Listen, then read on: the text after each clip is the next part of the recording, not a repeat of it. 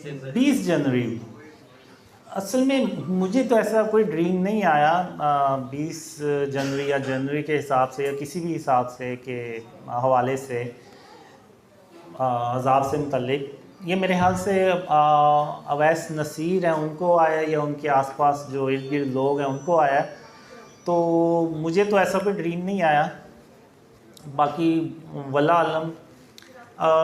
बाकी अल्लाह के अज़ाब से ये भी असल में अल्लाह की अज़ाब की ना मुख्तलिफ़ शक्लें ही हैं जो हमारे मुल्क में ना तरह तरह से आ रही हैं। इवन 2005 में अगर आपको पता होगा तो वो एक ज़लज़ला आया था बहुत शदीद किस्म का, तो उसने बहुत तबाही मचाई थी। तो उस हाल में मैंने अल्लाह से कहा कि पाकिस्तान बड़ा गरीब मुल्क है और कमज़ोर मुल्क है, तो तू इस मुल्क पे के हाल पे रहम फरमा। तो अल्लाह ने फिर बड़े यानी सख्त लहजे में कहा कि कासिम, ये मैंने अभी एक तरह से वार्निंग दी है इस कौम को, अगर ये ना सुधरी तो फिर मैं एक ऐसा अज़ाब भेजूँगा जिसका असर एक पाकिस्तान की एक एक गली तक जाएगा। तो अगर आप देखें तो अज़ाब की मुख्तलिफ़ शक्लें होती हैं। कभी सैलाब आया होता है, कभी महंगाई की सूरत में है, कभी लोड शेडिंग की सूरत में, कभी बिजली के बिल ज़्यादा हो जाते हैं। तो ये जितनी भी हैं ये अल्लाह ने खुद आसमान से उतर के नहीं समझाना शुरू कर देना कि तुम सुधर जाओ। तो अल्लाह ने तो ज़ाहिर सी बात है मुख्तलिफ़ आजमाइशों से तकलीफ़ों से समझाना होता है इंसान को। अगर तुम नहीं सुधरोगे तो इन्हीं अंधेरों में पड़े रहो, बल्कि और ज़्यादा वो आफतें आती रहती हैं। और जब कभी भी कोई आफत आती है, बजाय इसके कि हम अल्लाह से मदद मांगे, हम काफिरों से मदद मांगना चले जाते हैं कि वो हमारी मदद करेंगे। तो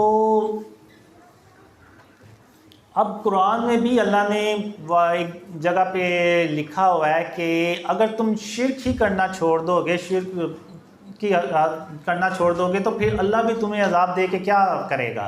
तो अब हमें बेसिकली तो शिर्क और उसकी इक़साम से अपने आप को बचाना है। और एक ड्रीम था 2013 में, उसमें ये होता है कि अल्लाह ना अर्श पे पाकिस्तानी कौम पाकिस्तान के ऊपर होता है और हर तरह से इस कौम को ना समझाता है कि किसी तरह ये कौम सुधर जाए, लेकिन वो कौम सुधरती नहीं है। और फिर एक वक्त आता है कि अल्लाह अपना जो अर्श है ना वो बहर अरब की तरफ ना ले जाता है और कहता है कि तुम तो समझने वाले हो ही नहीं, यानी पाकिस्तानियों को कहता है। अब मैं वो तकरीबन ये अल्लाह का इधर है तो मैं इस साइड पे होता हूँ, बादलों के ऊपर बैठा होता हूँ। तो फिर जब मैं देखता हूँ कि अल्लाह पाकिस्तान से नाराज़ हो गया है, यानी पाकिस्तानी कौम से नाराज़ हो गया है, तो मैं कहता हूँ ये तो बहुत बुरा हुआ है। अल्लाह की नाराज़गी तो बहुत सख्त होती है। तो फिर मैं बादलों से उतर के ना ज़मीन पे आ जाता हूँ। तो फिर अल्लाह जो होता है ना वो वैसे जैसे मुझे गौर से देख रहा है कि ये तो उस कौम में घुस गया है कि जिसको मैंने समझाया तो वो नहीं समझे। तो फिर ऐसे मुझे लगता है जैसे ना अल्लाह ने ऐसे हसार सा ना एक कायम कर दिया कि कोई मुझे कुछ कहे ना, यानी अल्लाह अपनी रहमत से प्रोटेक्शन कुछ इस तरह से करता है। तो फिर एक दूसरा ड्रीम होता है, उसमें मैं पूरे पाकिस्तान में ना ऐसे चक्कर लगाता हूँ, घूमता हूँ और फिर आखिर में मैं अल्लाह से कहता हूँ कि या अल्लाह इस मुल्क पे अपनी रहमतें और बरकतें नाजिल फरमा। तो वो फिर अल्लाह की रहमतें और बरकतें ज़मीन से निकलना शुरू हो जाती हैं। तो वो जो मेरा घूमना होगा ना वो शायद ये होगा कि जो मैसेज है ना शिर्क और उसकी इक़साम से बचने का, जब वो इस कौम को पता चलेगा, और सारे तो नहीं शायद लेकिन चंद लोग जब वो अपने आप को शिर्क और उसकी इक़साम से बचाना शुरू कर देते हैं, और जो कि शुरू हो गए हैं अल्लाह की रहमत से, तो वो रीज़न शायद बनेगी कि अल्लाह जो है ना वो इस कौम से खुश हो जाएगा और इस मुल्क पे अपनी रहमतें और बरकतें नाजिल फरमाएगा। तो अवैस नसीर बिल्कुल यानी ठीक कह रहे हैं कि हमें अपने यानी शिर्क और उसकी इक़साम से अपने आप को बचाना चाहिए।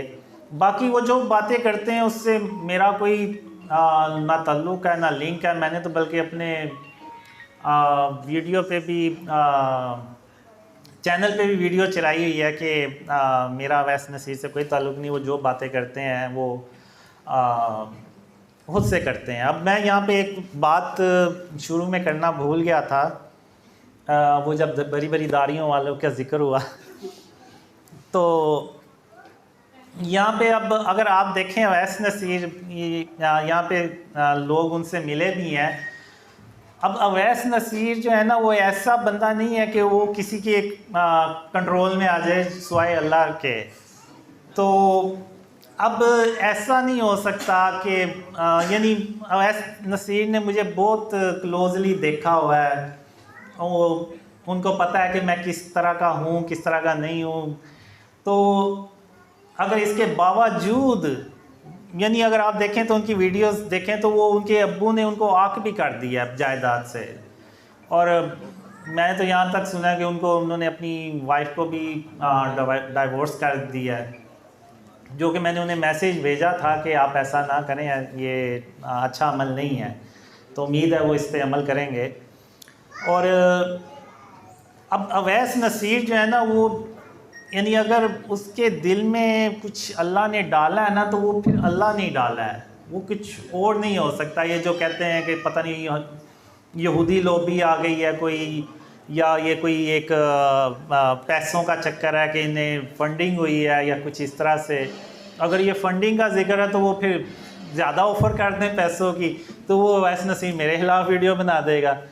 लेकिन जो मुझे अल्लाह से उम्मीद है, अवैस नसीर शायद अपनी गर्दन तो कटवा लेंगे, लेकिन वो अल्लाह की रहमत से साथ नहीं छोड़ेंगे। तो ये जो चीज़ है ना, ये पैसों से नहीं हो सकती, ना ये कोई यहूदी लॉबी की साजिश हो सकती है।